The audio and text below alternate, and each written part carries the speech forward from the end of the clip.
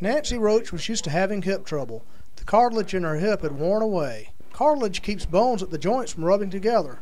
Walking long distances had become very painful for Nancy. My right hip had bone on bone for 10 years.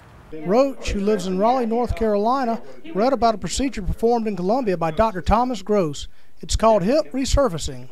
Instead of replacing the entire hip, Gross is using a method replacing only the cartilage.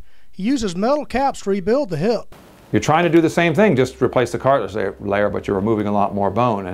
And this had to be done initially because the surfacings didn't work. The materials weren't tough enough to just replace a thin layer. So you had to go to all this extent, and then we've kind of worked on this and perfected this and perfected this.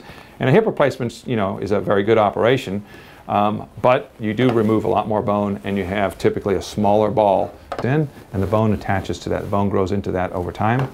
And on the femoral side, the ball side, you also do the same thing. You trim a little bone off. You make a little hole for a tiny peg. Dr. Gross says hip resurfacing reduces complications from a whole hip replacement. Mainly the stability. If you make the ball smaller, it'll dislocate, so you have certain restrictions you can't do. Or if by chance you bend it too far by accident, it pops out of joint. You have a dislocation, and you have to go to the emergency room and have it put in again.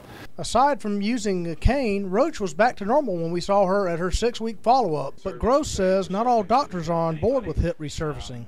Dr. Gross says his colleagues often debate just who are the prime candidates. There are many surgeons who say resurfacing shouldn't be done on anybody. Gross says the latest numbers he's seen show a 98% success rate after the first resurfacings were done in the U.S. There are controversies about who does the best. Certainly the group of patients that has done the best with the lowest complication rate has been the young male athlete. For the 59-year-old Nancy, who is already back on her feet 6 weeks post-operation, hip resurfacing is just a walk in the park. Drew Stewart, Watch Fox News.